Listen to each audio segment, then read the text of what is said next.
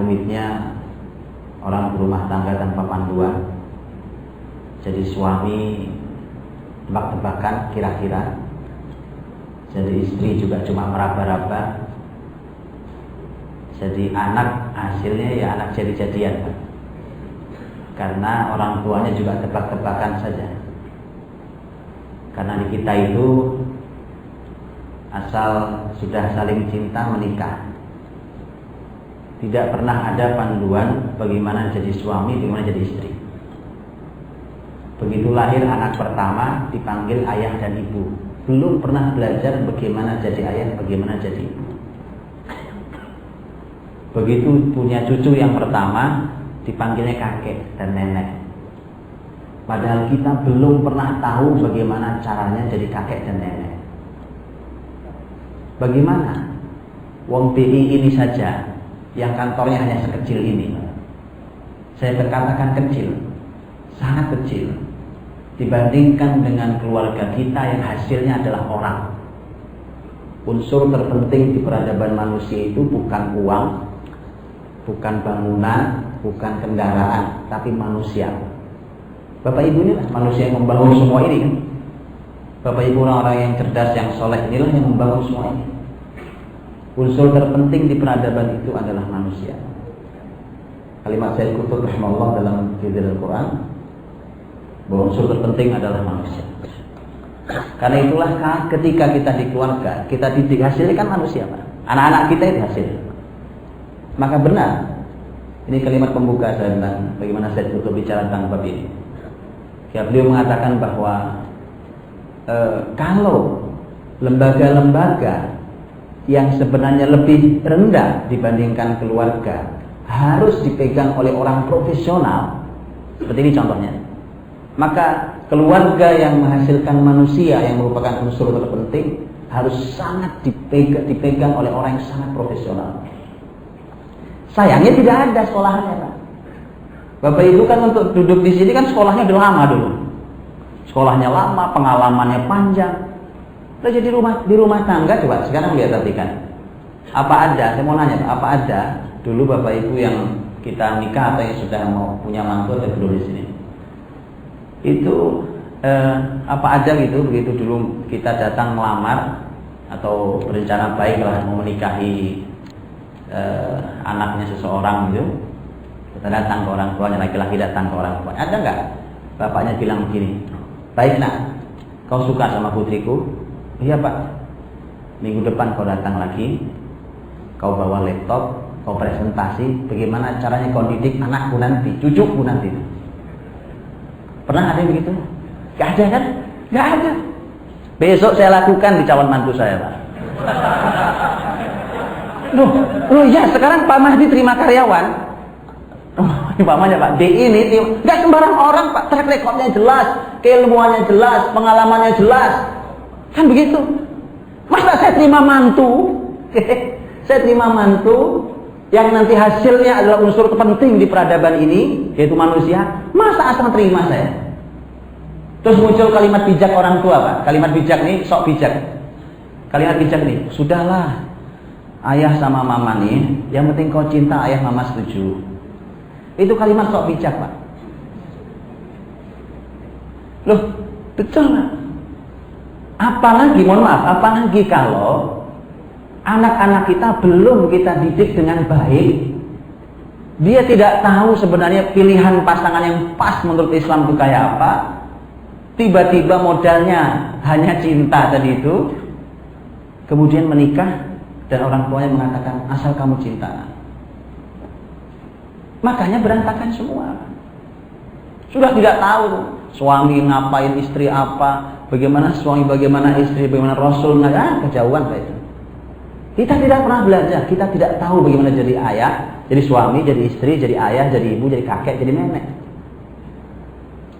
Padahal itu langsung dalam kitab suci kita, Al-Quranul Karim, lengkap panduannya, Pak. Lengkap panduannya. Anda mau apa? Sisi yang mana saya tunjukkan. Kemudian aplikasinya seutuhnya ada pada diri Rasulullah SAW. Seutuhnya. Karena lengkap. Beliau suami iya, beliau punya istri. Beliau ayah iya dari anak-anaknya, dan beliau punya istri yang jadi ibu untuk anak-anaknya. Beliau kakek iya, betul? Kakek iya, karena beliau punya cucu-cucu. Lengkap. Maka pantas Rasulullah Shallallahu Alaihi Wasallam yang memberikan kepada kita jaminan. Khairukum li ahli wa ana khairukum li ahli. Sebaik-baik di antara kalian adalah yang paling baik pada keluarganya, dan aku adalah orang terbaik di antara kalian pada keluargaku. Ini jaminan, Pak. Ini coba kita lihat, ada dua sisi di hadis ini. Kata Nabi, orang terbaik di antara kalian adalah orang yang paling baik pada keluarganya. Saya belum tahu apakah di tempat Bapak Ibu bekerja urusan keluarga jadi panduan untuk menerima karyawan atau untuk menaikkan karir seseorang. Lihat Pak, lihat. Rasulullah SAW ini memberikan panduan yang nanti diikuti oleh para sahabat sebagai pemimpin bumi, bukan cuma pemimpin sebuah lembaga, Pak. Umar bin Khattab radhiyallahu anhu pernah kirim surat kepada seseorang dari masyarakat Bani Aslam. Diminta oleh Umar, datang kamu ke Madinah karena saya mau angkat kamu sebagai pemimpin. Dan Umar radhiyallahu anhu, Bapak Ibu kalau membaca detail biografi Umar radhiyallahu anhu, bagaimana cara beliau memilih SDM, luar biasa. Luar biasa cara beliau memilih SDM. Karena beliau harus memimpin bumi.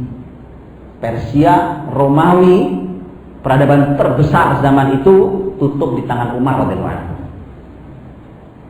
Maka Umar memilih SDM luar biasa. Tapi memang enaknya Pak, zaman dulu ada hasil didikan Nabi. Istilahnya gini, merem nih. Terus megang orang, mesti orang berkualitas. Merem nih Pak, megang orang, mesti orang berkualitas. Hari ini kita udah melotot negara karu-karuan kan, salah milih orang juga. Itu memang bedanya. Makanya kalau mau dikembalikan zaman itu, tanya ke Rasul. Bagaimana Rasul menghadirkan zaman itu? Maka lihat kalimat Umar, lebih baik saya mengganti orang setiap hari daripada saya berlama-lama dalam kesalahan dan dosa. Loh, kita kalau ganti orang tiap hari berantakan Pak sistemnya. Tapi sama itu tidak, Pak. Betul kan? Itu tidak main-main. Sederhana. Umar kata sih, selesai. Ada orang mengundurkan diri, saya mengundurkan diri, nggak siap, silahkan pergi. Saking banyaknya SDM yang berkualitas luar biasa. Itu hasil didikan Rasulullah. Dulu anak kecil dulu, ya kan? Zaman Umar kan sudah sekian tahun berikutnya sudah tumbuh jadi orang besar. Umar memanggil orang dari Bani Aslam untuk datang. Aku angkat kau jadi pemimpin.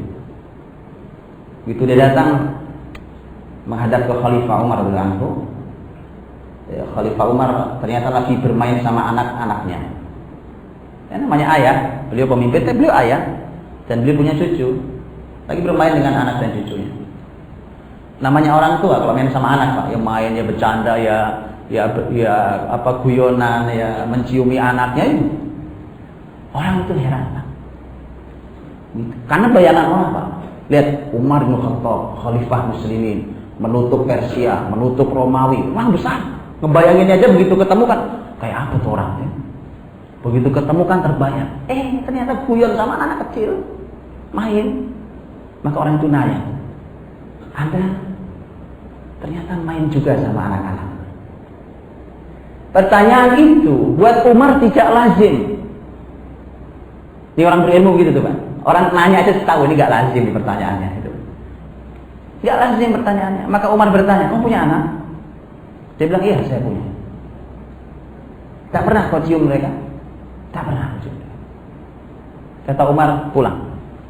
Aku tidak jadi mengangkatmu jadi pemimpin. Kalau anakmu yang belahan jiwamu, kau tidak punya sayang kasih pada dia, maka apa yang menjamin kamu punya kasih pada rakyat yang akan kau pimpin? Lihat Pak, belum pernah ya ada pekerjaan yang tolak ukurnya keluarga. Ini contoh besar. Ini persis sesuai dengan doa kita.